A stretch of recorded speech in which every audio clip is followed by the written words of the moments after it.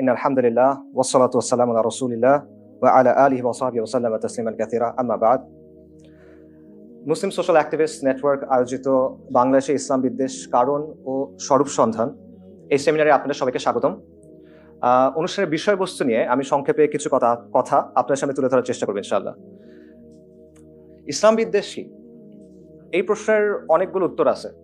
অনেকভাবে ইসলাম বিদ্বেষের সংজ্ঞা দেওয়া হয়েছে এবং এই সংজ্ঞাগুলো নিয়ে বেশ কিছু বিতর্কও আছে।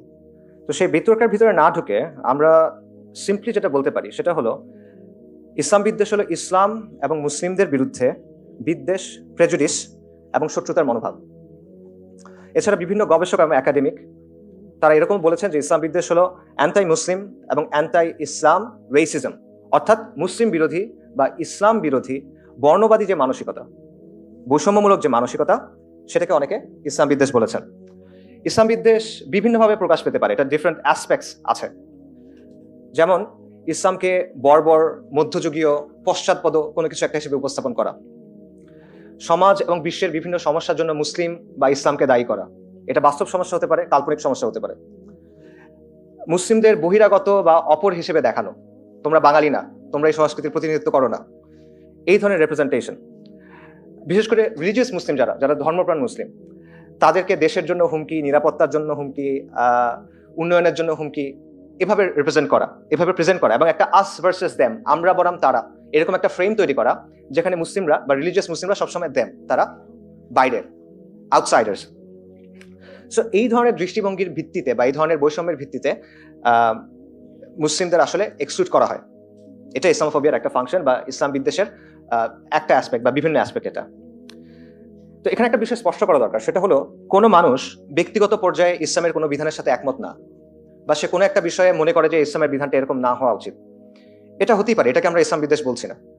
ফর এক্সাম্পল, একজন অমুসলিম নিশ্চিতভাবে ইসলামের বিভিন্ন বিষয়ে দ্বিমত পোষণ করবে। সে যদি দ্বিমত পোষণ না করতো সে তো মুসলিমই হইতো, রাইট? সো ব্যক্তিগত পর্যায়ে সে দ্বিমত করছে, এটাকে আমরা আসলে ইসলাম বিদ্বেষ বলছি না। এবং আমাদের ইতিহাসেও আসলে অ্যাকচুয়ালি এরকম এক্সাম্পল আছে। আপনারা জানেন যে শত শত বছর ধরে ইসলামী শাসনের অধীনে খ্রিস্টানস, জিউস এবং অন্যান্য ধর্মের অনুসারীরা ছিলেন, এবং তারা কিন্তু তাদের থিওলজিক্যাল জায়গা থেকে, তাদের বিশ্বাসের জায়গা থেকে বিভিন্ন ধরনের আলোচনা করেছেন, একাডেমিক আলোচনা করেছেন, এবং তারা হয়তো বলেছেন যে আমরা মনে করি ইসলামের এই বিষয়টার চেয়ে আমাদের ধর্মের এই বিষয়টা বেটার, এরকম আলোচনা তারা করেছেন।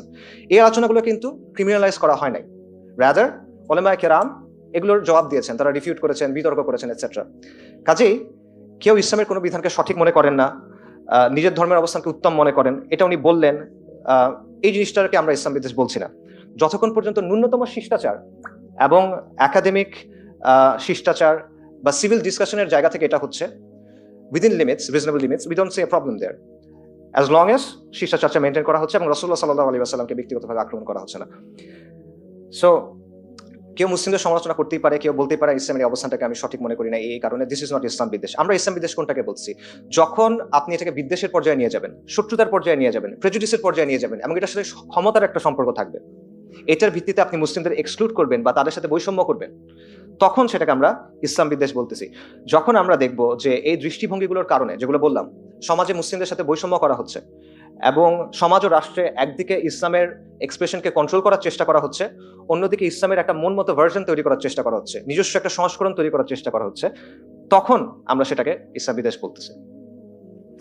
আমরা মনে করি বাংলাদেশের সমাজ এবং রাষ্ট্রে ইসলাম বিদ্বেষ আছে এবং এটা কাঠামোগত ইসলাম বিদ্বেষ।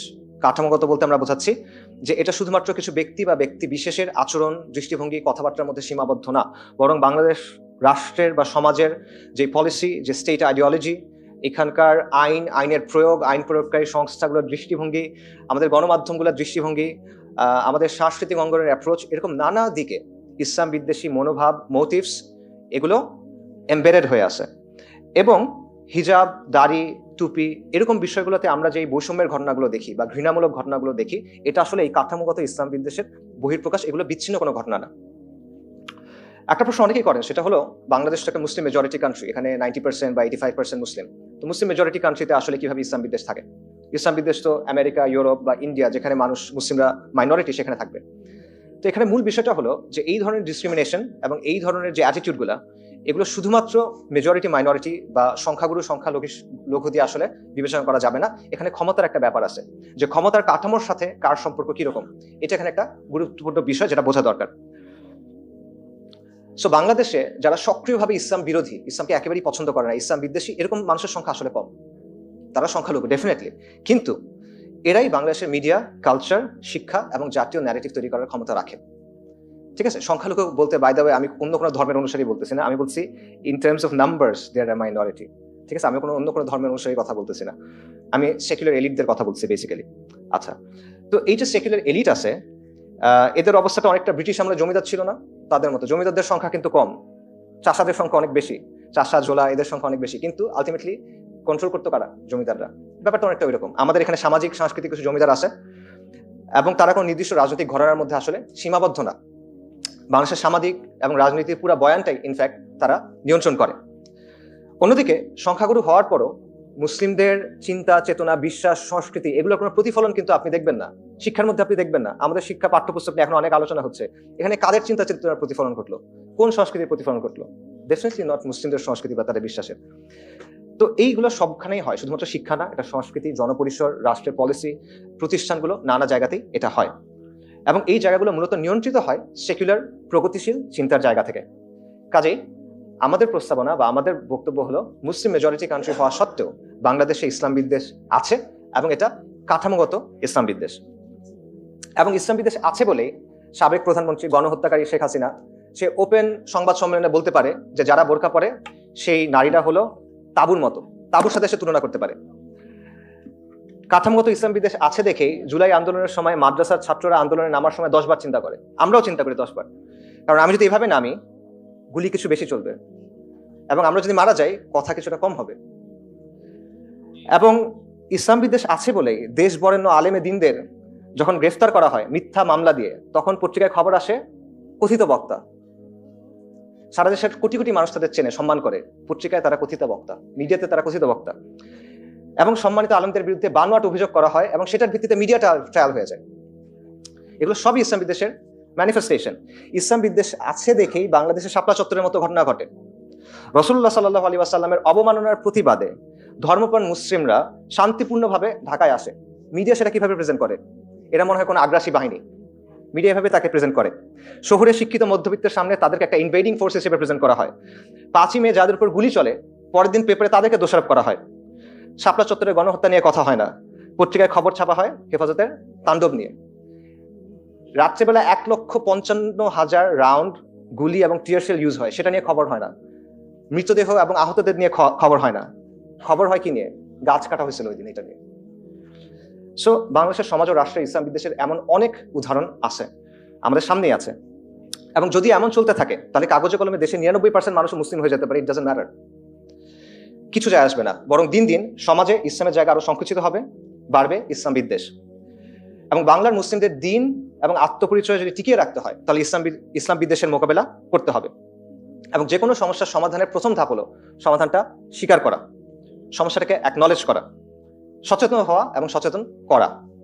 কিন্তু আমাদের সমাজে পাবলিক স্ফিয়ারে, জনপরিসরে এই আলোচনাগুলো অনুপস্থিত।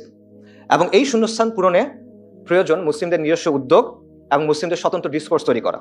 এবং এ কারণেই মুসলিম সোশ্যাল অ্যাক্টিভিস্ট নেটওয়ার্কের পক্ষ থেকে এই সেমিনারের আয়োজন করা হয়েছে। এই সেমিনারের শিরোনামে আমরা বাংলাদেশে ইসলাম বিদ্বেষের কারণ ও স্বরূপ সন্ধান লিখেছি। আমরা প্রতিকার শব্দটা লিখিনি, এটা ইচ্ছা করে।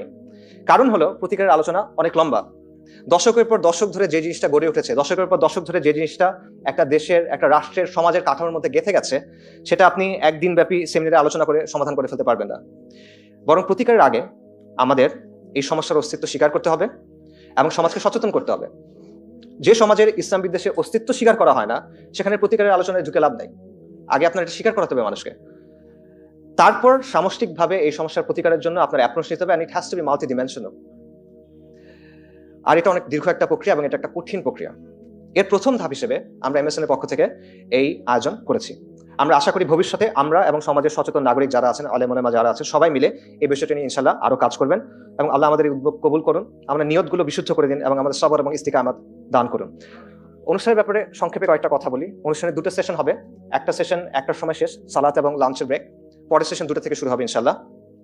এবং এই 2 সেশন জুড়ে বক্তারা বাংলাদেশের ইসলাম বিদ্বেষের বিভিন্ন দিক দিয়ে ইনশাআল্লাহ আলোচনা করবেন এবং আশা করি এই আলোচনাগুলো আপনার জন্য উপকারী হবে।